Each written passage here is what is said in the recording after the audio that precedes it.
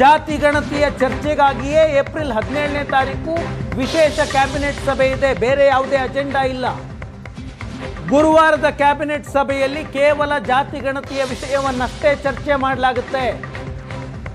ಕಳೆದ ವಾರದ ಸಭೆಯಲ್ಲಿ ಜಾತಿ ಗಣತಿಯನ್ನು ಮಂಡನೆ ಮಾಡಲಾಗಿತ್ತು. ಈ ವಾರ ಅದರ ಬಗ್ಗೆ ಚರ್ಚೆ ಆಗುತ್ತೆ. ಜಾತಿ ಗಣತಿ ವರದಿಯನ್ನ ಜಾರಿ ಮಾಡುವ ಬಗ್ಗೆ ಗುರುವಾರದ ಕ್ಯಾಬಿನೆಟ್ನಲ್ಲಿ ನಿರ್ಧಾರ ತೆಗೆದುಕೊಳ್ಳುವಂತಹ ಸಾಧ್ಯತೆ ಇದೆ.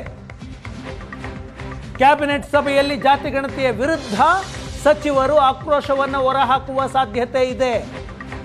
ಅವರ ಕಂಟೆನ್ಷನ್ ಇರೋದು, ಅವರ ವಿರೋಧ ಇರೋದು, ಇದು ಅವೈಜ್ಞಾನಿಕ ಗಣತಿ, ಅವೈಜ್ಞಾನಿಕವಾಗಿ ಜಾತಿ ಗಣತಿಯನ್ನ ಮಾಡಲಾಗಿದೆ ಅಂತ ವಿರೋಧ ಮಾಡೋದಕ್ಕೆ ಪ್ರಭಾವಿ ಸಚಿವರುಗಳು ಮುಂದಾಗಿದ್ದಾರೆ. ಈಗಾಗಲೇ ರಾಹುಲ್ ಗಾಂಧಿ ಮತ್ತು ಮಲ್ಲಿಕಾರ್ಜುನ ಖರ್ಗೆ ದೇಶಾದ್ಯಂತ ಜನಗಣತಿ ಆಗಬೇಕು ಅಂತ ವಾದ ಮಾಡ್ತಿದ್ದಾರೆ. ನೇರವಾಗಿ ಅದನ್ನು ವಿರೋಧ ಮಾಡೋದಕ್ಕಾಗೋದಿಲ್ಲ. ಹಾಗಾಗಿ ಜಾತಿ ಗಣತಿ ಅವೈಜ್ಞಾನಿಕವಾಗಿದೆ ಅನ್ನುವ ಹೆಸರಿನಲ್ಲಿ ವಿರೋಧ ಮಾಡಿಕೊಂಡು ಹೈಕಮಾಂಡ್ನ ಕೆಂಗಣ್ಣಿಗೆ ಗುರಿಯಾಗದಿರೋ ನಿರ್ಧಾರವನ್ನು ಸಚಿವರು ಮಾಡಿದ್ದಾರೆ ಅಂತ ಹೇಳಲಾಗ್ತಾ ಇದೆ.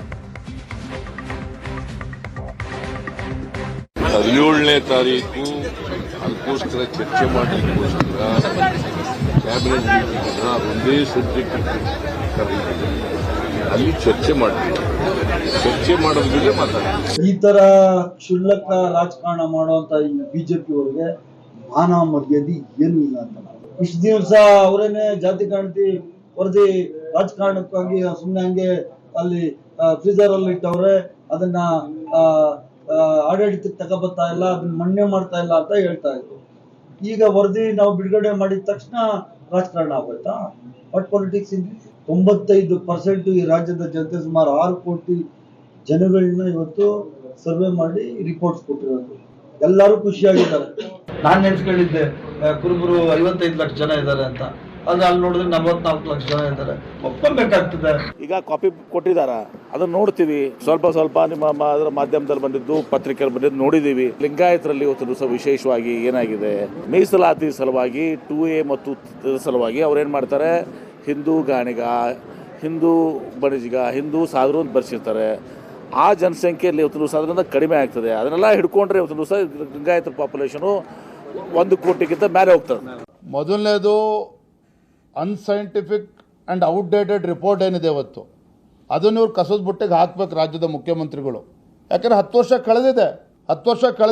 ಹಾಗಾಗಿ 10 ವರ್ಷಕ್ಕೊಂದ್ಸಲ ಮತ್ತೆ ರೀಸರ್ವೆ ಮಾಡಲೇಬೇಕಾಗತ್ತೆ ಇವರು. ಈಗ ಕ್ಯಾಬಿನೆಟ್ ಸಚಿವರು ಅದಕ್ಕೆ ವಿರೋಧ ವ್ಯಕ್ತಪಡಿಸ್ತಾ ಇದ್ದಾರೆ. ಹಾಗಾಗಿ ಅಂತಿಮವಾಗಿ ರಾಜ್ಯ ಸರ್ಕಾರ ಏನು ಅಂತ ಅಂತಿಮ ತೀರ್ಮಾನ ತೆಗೆದುಕೊಳ್ಳಿ. ಮುಸ್ಲಿಮರ ಓಲೈಕೆ ಮಾಡುವಂಥ ಒಂದು ವರದಿ ಇದು.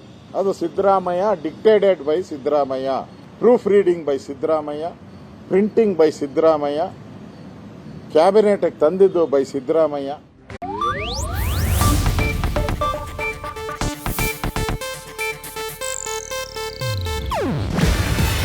ಇದು ಏಷ್ಯಾನೆಟ್ ನ್ಯೂಸ್ ನೆಟ್ವರ್ಕ್ ಪ್ರಸ್ತುತಿ. ನೀವು ನೋಡ್ತಿದ್ದೀರಾ ಏಷ್ಯಾನೆಟ್ ಸುವರ್ಣ ನ್ಯೂಸ್.